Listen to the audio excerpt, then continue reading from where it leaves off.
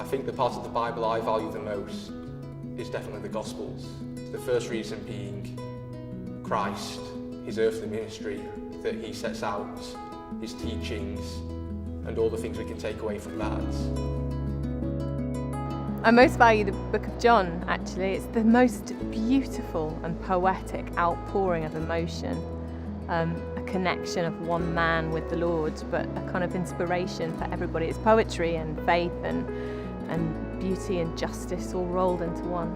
The part of the Bible which I most value are the Gospels. And then New Testament, they are, for me, sort of my instruction manual, or something that I use very often. I've quite recently come to like the Book of Psalms because I went through a long phase where I couldn't believe in God at all, and where I couldn't pray, and to read the prayers of people who have prayed this many thousand years ago kind of makes me feel connected. I would have to say the Gospel.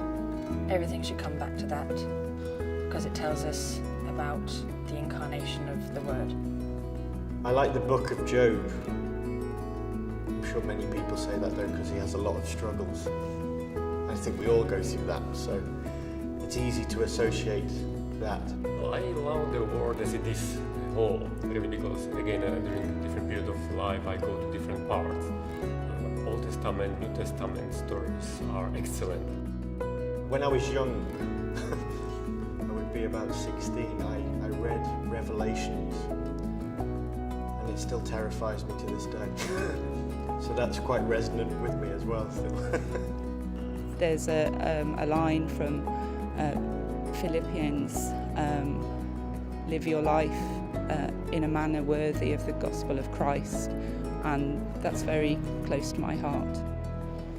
Probably the calmer of the waters, because at the time my waters were a little bit ropey and rocky, and and the feeding of the 5,000, just the general things he did, which sort of gets you even thinking, well, how did he do this?